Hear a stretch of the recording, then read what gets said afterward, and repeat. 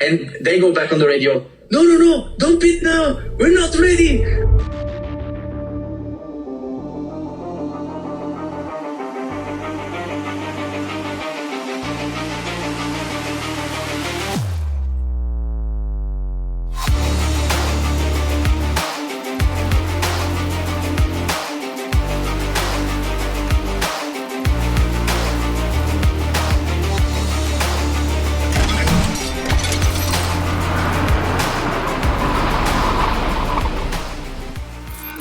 Hi, my name is Alessandro Bressan. I'm 36 years old and I'm from Italy, from a small town near Venice called Treviso.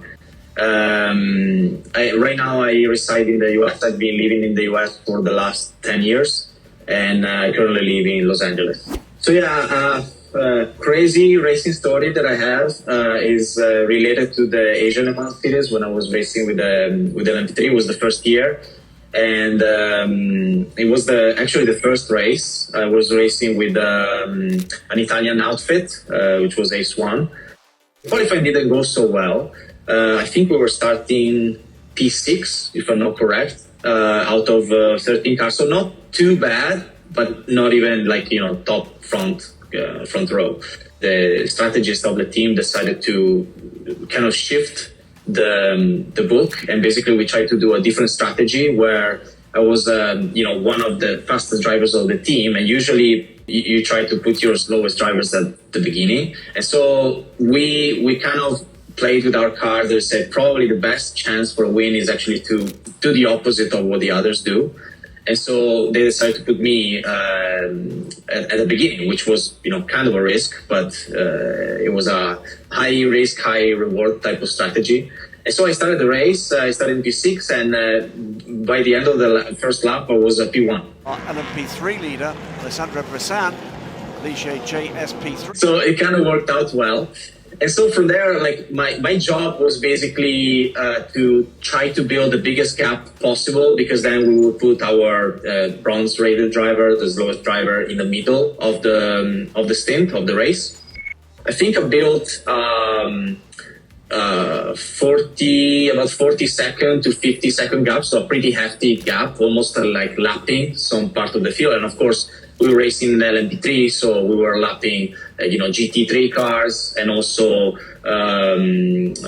we were lapped by, LMP2. So you're racing with different classes all the time. So it was quite intense, but we were focusing on our job, and it was going well. And then by the end of my stint, that's where the crazy thing, the part of the story starts. By the end of my stint, the engineers started to go on the radio and say, "Oh, we got weather coming, so there might be some rain." Yeah, they were basically telling me, "Hey, let us know how it's going, what we need to do." But the goal was to try to finish the stint, because probably it was like 6 or 7 laps from the end of my stint. So yeah, everything started going well. Then basically it started to rain, to drip a little bit, but not that much that you will say, "Oh, I need to switch on to tires," or "We need to pit earlier to do the driver change," or that kind of thing. So we said, okay, let's try to stay on track as long as possible and go for as long as possible. And so it started to gradually rain more and more, to the point where it was still drivable. It was not like unsafe for dry tires. Because the track sometimes, when it doesn't rain, it pours all of a sudden like a monsoon. It's mostly, it's a gradual loss of grip. So we were, managing that, but my windshield started to, be quite busy, with rain. So I thought, we have the windshield and we have the wiper. So I might use the wiper, to just get a more clear view, because you can see with the rain still. I mean, the speed takes it away, but in slow corners it kind of bothers. And when I press the button, I realized that probably that windshield wiper has not been cleaned since probably the time the car has been, maybe the car was like 1 or 2 years old and it's never been used in the rain, basically. So the moment I arrived in Shanghai, there's this very long corner before the back straight, which is it's one of the longest of any circuit, I think. It's a very long straight. So I said, I'm going to wait that time to actually get, I'm a little less busy. There's the main straight, I can press the button, fine. So I press the button, and in the next second or half a second, I basically lose complete visibility.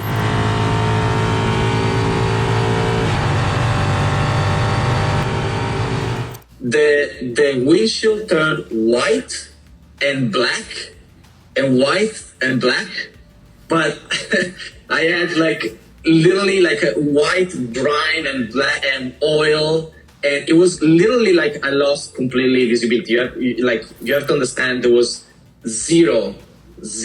I could not see a thing, and I'm on the straight flat out going through the gears. So I'm oh. There's to blip it out. But basically, yeah, I panicked. I totally panicked. I went on the radio and I was like, there is on the windshield. And of course, they didn't understand what I was saying. It's oh, did you hit something? Did they start to, and so it took me a while to actually realize what was happening. And then, I realized, the windshield is gone. So I kept pressing to make it better, and it didn't go better. So finally, the straight is ending, and I was literally looking the side, but I was kind of blocked in because, in the P3 at least, it's the visibility is already quite low, and you're really seeing through the window, and, you see a little bit of the sides, but it's you got the pillar, and it's not that, visible. So basically, I had no visibility whatsoever. And I remember I did that braking zone just by counting. I was straight. I said, I hope there's nobody in front of me slowing down. And I remember that, at the beginning of the straight, I saw there was nobody in front. So nobody passed me, luckily. So I didn't have, to worry about anybody in the braking zone. But literally, I had to do the braking zone by looking at the sides and counting the brake check marks, the meters. So there was the 300, the 200, and then I knew that at the 100, usually we will brake a little bit later, at 80, but I said, okay, I'm going to brake at 100. I don't care because I don't know, I can't see.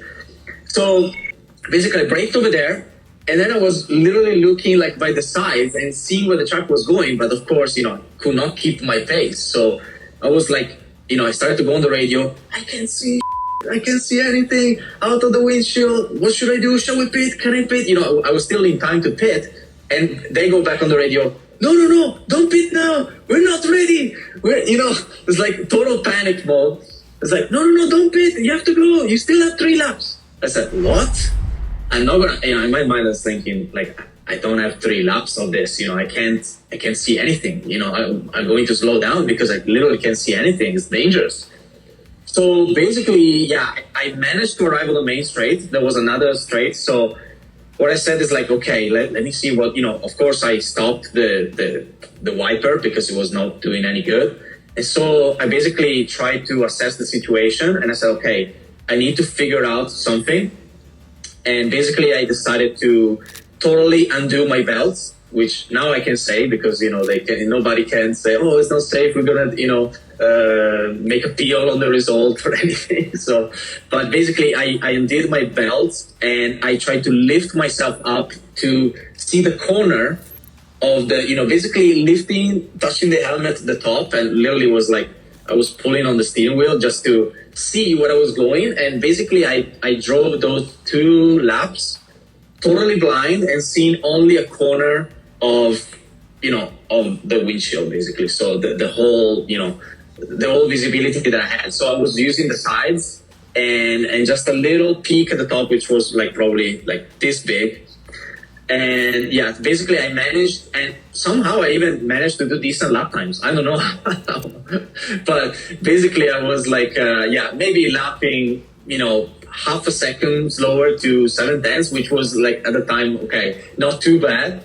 And that was basically it. And then by the end of the stint, some of the grime started to kind of fade away with the wind, and actually the water helped. So the increase of the rain actually helped to clean it up. But I said, there's no way I'm using that. And then I went on the radio saying, remove because we have to peel, we have the protectant, we have the film. So I said, make sure you remove that, otherwise the next driver can see anything. So I made sure that they cleaned it, and basically I tell the next driver not to use whatever, no matter what happens, if it rains, don't use the windshield wiper. So finally, we did the pit stop, and I was like full of adrenaline. So I jumped out of the car, and then I was like crazy in the pits, like what the hell, like with the mechanics. And it's like, oh, we didn't know. We thought it was fine. And so yeah, there was a little altercation over there, but yeah. End of the race, we didn't win. Actually, we had another issue where there was a caution with and the driver after basically somehow managed to send the car into under the full course yellow. It was doing gas and brake to keep the tires warm, and he managed to stall the car. So basically, the car went in protection mode and basically stopped. So we went basically from under safety car right before the restart. We went from P1 to 40 seconds back. So it ended up like, we lost the race. I think we ended up P8 in that particular race. But we didn't lose because of the windshield, but it was a quite crazy moment for me. Probably like the scariest, to drive around, at high speed and in the corners, like with the P3 prototype isn't that fun when you have no visibility whatsoever.